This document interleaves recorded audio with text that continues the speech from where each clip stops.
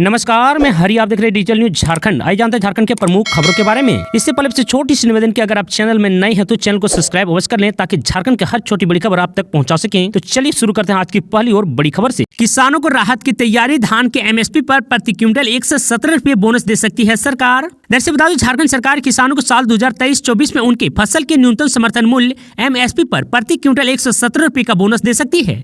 इसका प्रस्ताव खाद्य आपूर्ति विभाग ने तैयार किया है। आपको बता दें, इस फैसले से 2 लाख से ज्यादा किसानों को सीधा फायदा मिलेगा। वित्त वर्ष 2023-24 में केंद्र सरकार ने सामान्य धान का MSP 2183 रुपये व ग्रेड 1 का धान MSP 2203 रुपये तय किए हैं। ऐसे में अगर राज्य सरकार सामान्य धान की खरीदारी के MSP पर 117 रुपये का बोनस देती है तो किसानों को प्रति क्विंटल 2300 रुपये का भुगतान करेगी। हालांकि विभाग को इस प्रस्ताव पर कैबिनेट की सहमति लेनी होगी। आपको बता दो, सरकार ने वर्ष 2022-23 में किसानों को MSP पर प्रति क्विंटल 10 रुपये का बोनस दिया था। मिचोंग चक्रवात का असर, देर रात तक रुक रुक कर हुई बारिश, पारा 18 डिग्री तक पहुंचा तो वहीं आज भी होगी भारी बारिश। दरअसल बता दो, मिचोंग चक्रवात का असर झारखंड पर दूसरे दिन भी रहा। रांची समेत झारखंड के कई हिस्सों में सुबह से काले बादल छाए रहे और रुक रुक कर बारिश होती रही। यह सिलसिला देर रात तक चला। बारिश और धुंध के कारण दिन के तापमान में भी गिरावट आई है। रांची का पारा 18 डिग्री तक पहुंच गया है। आपको बता दो, मौसम विज्ञान केंद्र वैज्ञानिक अभिषेक आनंद ने बताया कि 7 दिसंबर यानी आज राज्य भर में बारिश होने का आसार है। अगले 2 दिनों तक न्यूनतम तापमान में बड़ा परिवर्तन नहीं होगा। इसके बाद न्यूनतम तापमान में 2 से 3 डिग्री गिरावट आने की संभावना है। आपको बता दो, बुधवार को रांची के अधिकतम तापमान 18.4 और न्यूनतम तापमान 16.2 डिग्री था और वहीं बारिश 3 mm दर्ज किया गया है। आपको बता दो, मौसम केंद्र के अनुसार मिचोंग चक्रवात का असर 9 दिसंबर से खत्म हो जाएगा। सुबह में धुंध व कोहरे के बाद दिन में आसमान साफ हो जाएगा। इसके बाद दिन का अधिकतम तापमान बढ़ेगा और रात का घटेगा। न्यूनतम तापमान 14 से 15 डिग्री के बीच रहने के आसार हैं। झारखंड में जल्द निकलेगी 50,000 नई नौकरियां, खारसवा में हेमंत सोरेन का बड़ा ऐलान। दरअसल बता दें, झारखंड के मुख्यमंत्री हेमंत सोरेन ने सरायकेला खारसवा में 236 करोड़ की 90 योजनाओं का शिलान्यास किया। वहीं 80 करोड़ की 142 योजनाओं का उद्घाटन भी किया। उन्होंने घोषणा की है कि जल्द ही राज्य सरकार 50,000 नई नियुक्तियां निकालेगी। सीएम ने बुधवार यानी 6 दिसंबर को 1.23 लाख से अधिक लाभुकों के बीच 244 करोड़ रुपए की परिसंपत्तियों का वितरण किया। वहीं विपक्षी दलों पर हमला करते हुए कहा कि झारखंड में शासन करने वाले पूर्ववर्ती सरकारों ने यहाँ के विकास के लिए कुछ नहीं किया। पूर्व की सरकारों ने झारखंड को बीमारू राज्य बना दिया था। हम मिलकर झारखंड को पिछड़ा राज्य से अग्रणी राज्य की श्रेणी में ले जाने का काम करेंगे। वहीं दूसरी ओर मुख्यमंत्री ने कहा कि सरकार किसानों को समृद्ध बनाने के लिए सिद्धू कान्हू वन उपज फेडरेशन का गठन कर लिया है। वन उपज को अब सरकार ही खरीदेगी और इसका न्यूनतम समर्थन मूल्य भी निश्चित होगा ताकि किसानों को दलालों से बचाया जा सके। वहीं सीएम हेमंत सोरेन ने कहा कि राज्य में जल्द ही धान की खरीदारी भी शुरू होगी, साथ ही किसानों को उनकी उपज का सही दाम भी मिलेगा। जो युवा राइस मिल खोलना चाहते हैं उन्हें आर्थिक सहायता के साथ साथ राइस मिल खोलने के लिए राज्य सरकार जमीन भी देगी। वहीं सीएम हेमंत सोरेन ने एक और बड़ी ऐलान कर दिया है कि अब कम पढ़े लिखे लोग जो रोजगार प्राप्त नहीं कर सकते वह स्वरोजगार से जुड़े। बैंक रोजगार के लिए लोन नहीं देती, लेकिन सरकार सब रोजगार के लिए बिना गारंटी ऋण उपलब्ध कराएगी। झारखंड कैबिनेट की बैठक आज सामान्य वर्ग के बच्चों को मिल सकती है बड़ी खुशखबरी। दरअसल बताओ, झारखंड सरकार की कैबिनेट की बैठक 7 दिसंबर यानी आज दिन के 4 बजे होगी। बैठक में विधानसभा का शीतकालीन सत्र 15 दिसंबर से आहूत करने का प्रस्ताव आएगा। वहीं सरकारी स्कूलों में पढ़ने वाले सामान्य वर्ग के छात्रों को भी ST SC OBC के छात्रों के बराबर छात्रवृत्ति दिए जाने का प्रस्ताव आ सकता है। मुख्यमंत्री विशेष छात्रवृत्ति योजना के अंतर्गत छात्रवृत्ति के लिए संशोधित दर की स्वीकृति का प्रस्ताव कैबिनेट को भेजा गया है। आपको बता दें, इसके तहत ST SC व OBC के छात्रों के बराबर ही सामान्य वर्ग के बच्चों को भी 45 रुपये छात्रवृत्ति दी जाएगी। वहीं स्कूली साक्षरता विभाग ने प्रस्ताव भेजा है। वहीं आपको यह भी बता दूं कि कैबिनेट में स्कूली शिक्षा एवं साक्षरता विभाग द्वारा कक्षा 9 से 12 तक में अध्ययनरत सभी कोटि के छात्रों को निःशुल्क कॉपी उपलब्ध कराई जाती है। इसकी राशि वर्तमान में 20 रुपये प्रति कॉपी निर्धारित है। इसे अधिकतम 30 रुपये प्रति कॉपी किया जा सकता है। कैबिनेट में 280 नव उत्क्रमित +2 विद्यालय के योजना मद से सृजित पदों को गैर योजना मद में स्थानांतरित करने, इसी तरह 13 से 53 नव उत्क्रमित माध्यमिक विद्यालय के लिए योजना मद से स्वीकृत पद को गैर योजना मद में स्थानांतरित करने का प्रस्ताव है। कैबिनेट में वित्त विभाग द्वारा ई-कुबेर प्लेटफॉर्म भारतीय रिजर्व बैंक के माध्यम से केंद्र प्रायोजित योजनाओं की राशि को जस्ट इन टाइम पर लागू करने की प्रक्रिया लागू करने का प्रस्ताव दिया गया है। झारखंड के मुख्य सचिव बदले, एल खियांगते बने नए CS।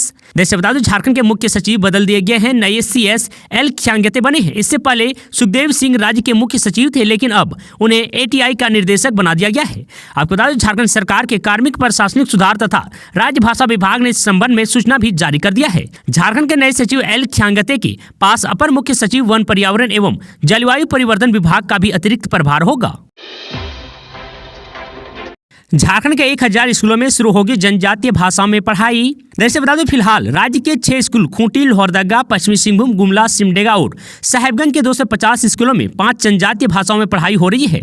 अगले शैक्षणिक सत्र से 4 नए जिलों को मिलाकर कुल 10 जिलों में 1000 प्राथमिक और मध्य विद्यालय में जनजातीय भाषा में पढ़ाई शुरू की जाएगी। आपको बता दें शिक्षा विभाग ने इसकी तैयारी शुरू कर दी है। इन जिलों में स्कूलों के चयन के लिए सर्वे जल्द शुरू होगा। शुरुआती चरण में यह व्यवस्था कक्षा 1 से 3 के लिए है। वहीं बताया गया कि जनजातीय भाषा में पढ़ाई शुरू होगी उसे बोलने वाले 70% या उससे अधिक बच्चों का नामांकन संबंधित स्कूलों में होना जरूरी है। वहीं जनजातीय भाषा में पढ़ाई शुरू करने के लिए संबंधित विद्यालय के प्रबंध समिति और बच्चों के अभिभावकों की सहमति भी जरूरी है। अगर बच्चों के अभिभावक सहमति नहीं देते हैं तो पढ़ाई शुरू नहीं होगी। गौरतलब है कि पिछले वर्ष शिक्षा विभाग ने पायलट प्रोजेक्ट के तहत खूंटी में मुंडारी, लोहरदगा में कुड़ुख, पश्चिमी सिंहभूम में हो, गुमला व सिमडेगा में खड़िया और साहेबगंज में संथाली भाषा में पढ़ाई शुरू कराई थी। बोकारो में बारिश के कारण होमगार्ड की बहाली कैंसल। जैसे बता दें सेक्टर 4 स्थित मोहन कुमार मंगल स्टेडियम में चल रही गृह रक्षक व नव नामांकन बहाली प्रक्रिया के 9वें दिन तकनीकी शहरी पुरुष महिला अभ्यर्थी की शारीरिक एवं लिखित जांच परीक्षा निर्धारित थी।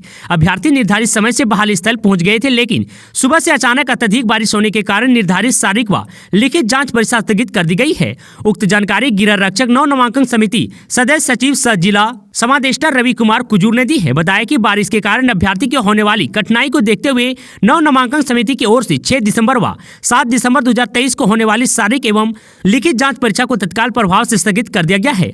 अब इसकी संशोधित तिथि शहरी तकनीकी श्रेणी शारीरिक लिखित जांच परीक्षा 8 दिसंबर व कसमार प्रखंड की 9 दिसंबर निर्धारित की गई है। वहीं तकनीकी ज्ञान की परीक्षा 14 से 16 दिसंबर तक निर्धारित की गई है। पूजा सिंघल के केस में ईडी ने गवाही दर्ज कराई। 11 दिसंबर को होगी अगली सुनवाई। दरअसल बता दो निलंबित आईएएस पूजा सिंघल से जुड़े मामले में बुधवार को ईडी के विशेष न्यायाधीश पीके शर्मा की अदालत में ईडी ने गवाही दर्ज कराई।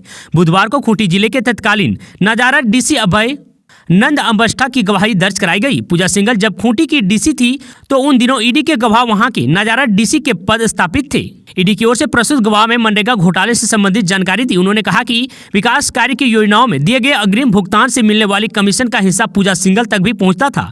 गवाही पूरी होने के बाद बचाव पक्ष की ओर गवाह का प्रति परीक्षण किया गया, जो पूरा नहीं हो सका, जिसके बाद अदालत ने अगली सुनवाई की तारीख 11 दिसंबर को निर्धारित की है।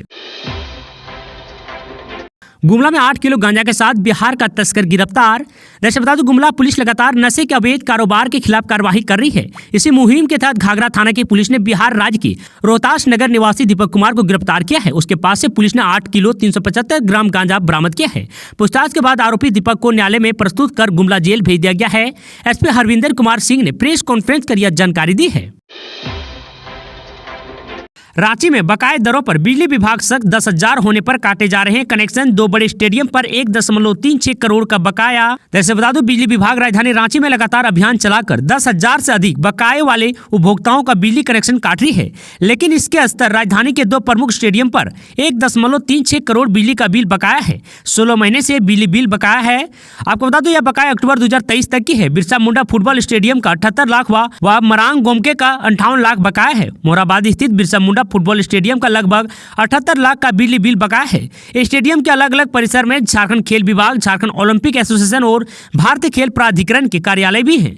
आपको बता दें इसके अलावा मराम गांव के Jaspal Singh Munda astro turf hockey stadium का भी लगभग 58 लाख का बिजली बिल बकाया है। दोनों स्टेडियम झारखंड खेल प्राधिकरण साझा के अंतर्गत आते हैं।